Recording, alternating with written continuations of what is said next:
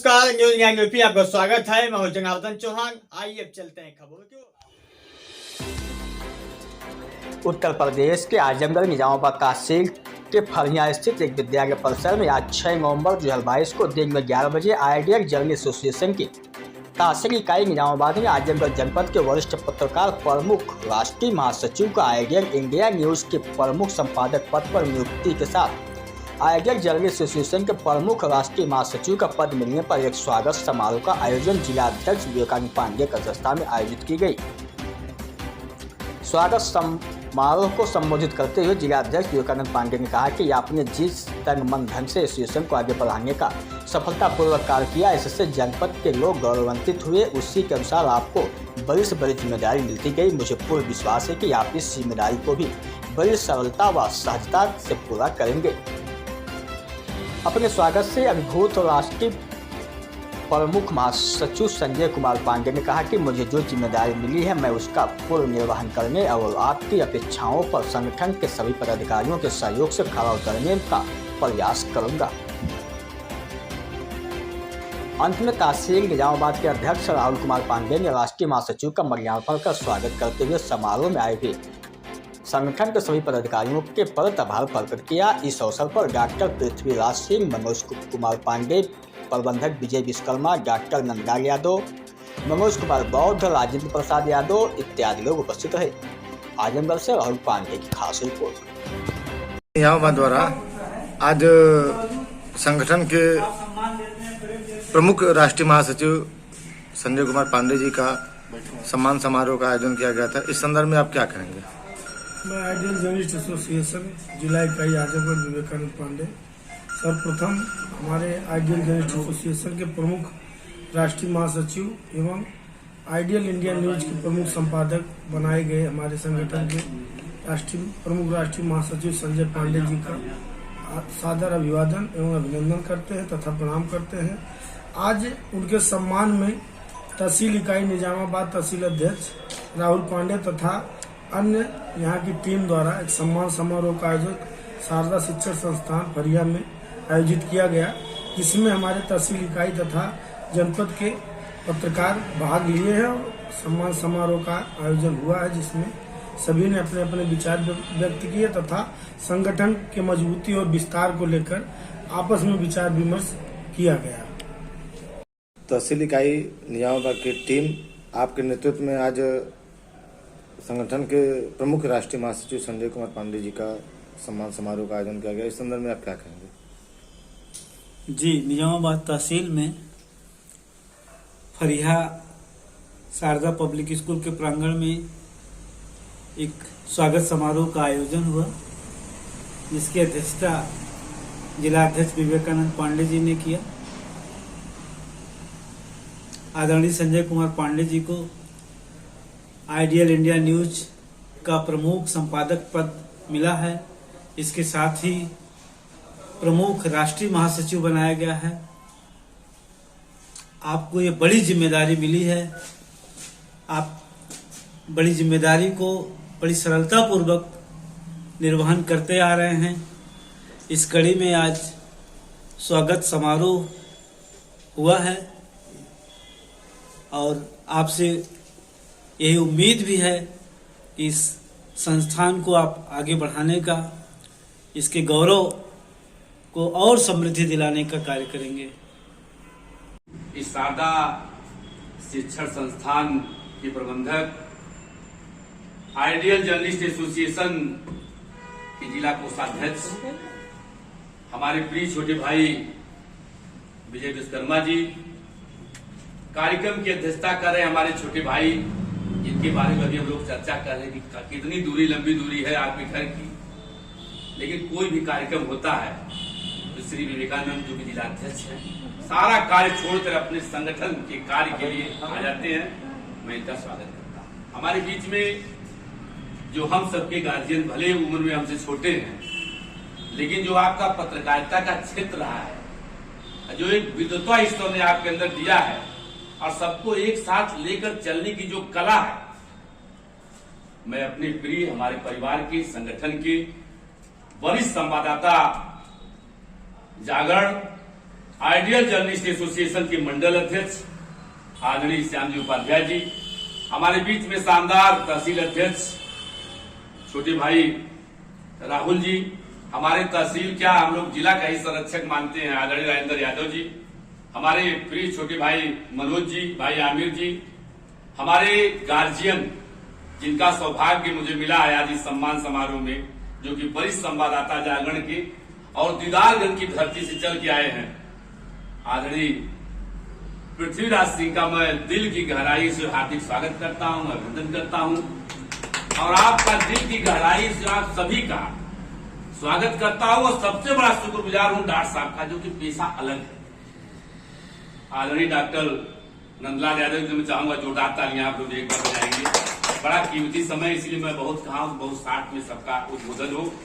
Doctor साहब का समय बहुत कीमती है। पुनः मैं आदरणीय डॉक्टर नंदलाल जी का दिल की गहराई में स्वागत करता हूं, अभिनंदन करता हूं। साथियों, जो महत्वपूर्ण 2 जिम्मेदारियां हमें मिली है, मुझे विश्वास है कि उन जिम्मेदारियों का निर्वहन आपके सहयोग से ही संभव है और आपका सहयोग बराबर मिलता रहा है और आइडियल जर्नलिस्ट एसोसिएशन जिस तरह से निरंतर आगे बढ़ रहा है वह आप लोगों के सहयोग से बढ़ रहा है और मैं शुक्रगुजार हूं राष्ट्रीय अध्यक्ष आदरणीय प्रमोद वाचस्पति जी का निर्देशन और उस निर्देशन में उनका कंधे से कंधे और कदम से कदम मिलाकर चलने वाले केंद्रीय संयुक्त प्रभारी श्री अजय मिश्रा का योगदान है कि जो आजमगढ़ से की धरती से जो आइडियल जर्नलिस्ट एसोसिएशन का जो मसाल उठा, वह जो है महाराष्ट्र से लेकर राजस्थान से लेकर केरल से लेकर बिहार से लेकर झारखंड से लेकर आज हर क्षेत्र काम कर रहा है।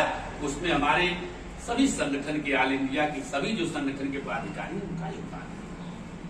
साथियों, पत्रकारिता का बड़ा लंबा इतिहास रहा है।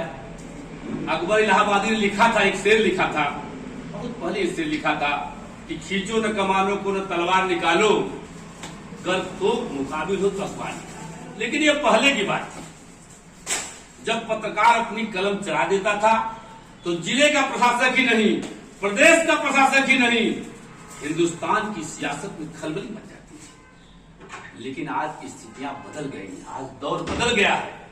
अगर आज किसी माफिया के खिलाफ आप लिख रहे हैं, किसी भ्रष्टाचारी के खिलाफ लिख रहे हैं, तो आपको चौकन्ना भी रहना है और अपनी सुरक्षा आपको स्वयं करनी है। ऐसे हालात में आपको एक ऐसे तगड़े संगठन की जरूरत है, एक ऐसे मजबूत संगठन की जरूरत है जो आपके मान सम्मान, आपके अधिकार की आवाज को बुलंद कर सके। वह है आइडियल जर्नलिस्ट एसोसिएशन, जो आपकी समस्याओं के, पत्रकार की समस्याओं के आपके सहयोग से यह संगठन निरंतर आगे बढ़ा। अगर इतिहास अभी रविंदर भाई हमारे श्याम जी उपाध्याय बता रहे थे संतोष जायसवाल जी का, बहुत जैसे मैडम महाराष्ट्र के हैं जो हमारे केंद्रीय संयुक्त प्रभारी अजय जी और उनके तमाम साथियों के सहयोग से ऐसे बहुत से जो है समस्याओं का निस्तारण हुआ।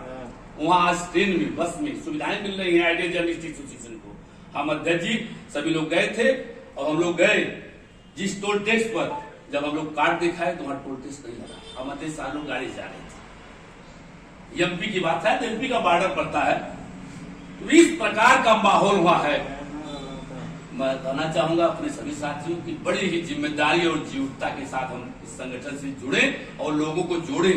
आप यह कार्य बहुत ही ईमानदारी से करें, क्योंकि पत्रकार एक समाज का सजग प्रहरी होता है, समाज का आईना होता है। पत्रकारिता करना बहुत सरल आसान नहीं है।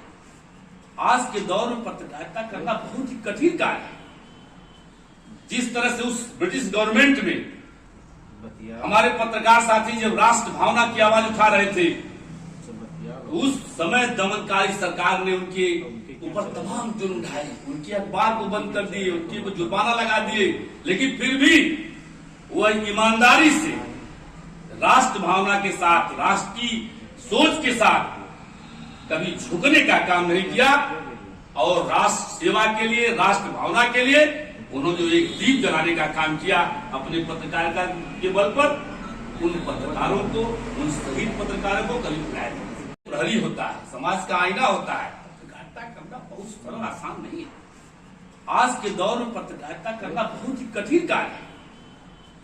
जिस तरह से उस ब्रिटिश गवर्नमेंट में हमारे पत्रकार साथी जब राष्ट्र भावना की आवाज उठा रहे थे, उस समय दमनकारी सरकार ने उनके ऊपर तमाम जुर्म उठाए, उनके अखबार को बंद कर दिए, उनके ऊपर जुर्माना लगा दिए, लेकिन फिर भी वह ईमानदारी से राष्ट्र भावना के साथ, राष्ट्र की सोच के साथ कभी झुकने का काम नहीं किया और राष्ट्र सेवा के लिए, राष्ट्र भावना के लिए उन्होंने जो एक दीप जलाने का काम किया अपने पत्रकारिता के बल पर, उन पत्रकारों को, उन शहीद पत्रकारों को कभी भुलाया नहीं।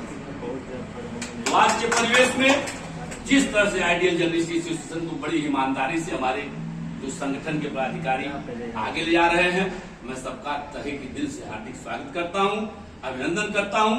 हमें पत्रकारिता को लोकतंत्र का चौथा स्तंभ कहा जाता है, फिर भी जो 3 स्तंभ है उनको जो सेवाएं मिल रही है, चाहे वो बीमा की हो, सुरक्षा हो, आवागमन हो या तमाम जो भी सुविधाएं मिल रही हैं, लेकिन हम 24 घंटा जाड़ा हो, गर्मी हो, तूफान हो, उसमें निकलकर हम न्यूज को कवर करने का काम करते हैं, जो कि जो दूसरे दिन जनमानस के बीच जाने का कार्य करता है। लेकिन फिर भी हमें सुविधाओं के नाम पर कुछ भी नहीं मिल रहा है, फिर भी ईमानदारी से हम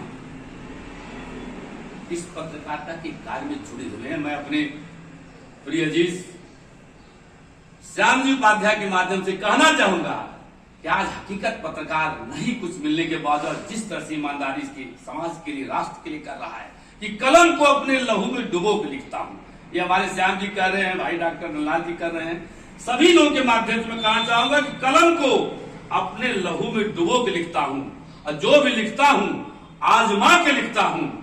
वतन की बात सदा की हमने यारों, हजार गम हम अगर मुस्कुरा के लिखता हूं। इन्हीं शब्दों के साथ पुनः मैं अपने बड़े भाई क्या, हम लोग के बड़े भाई के रूप में पत्रकारिता में जो इनका सानिध्य मिलता है, भले हमारे छोटे भाई आदरणीय श्याम जी उपाध्याय जी का, हमारे छोटे भाई विजय जी का, हमारे छोटे भाई राजेंद्र जी का, हमारे बड़े भाई हम लोग के गार्जियन आदरणीय पृथ्वीराज सिंह का, शानदार तहसील अध्यक्ष राहुल जी का, सबका मैं दिल की गहराइयों से हार्दिक स्वागत, अभिनंदन करते हुए जो आपने सम्मान दिया उसके लिए बहुत बहुत आभार।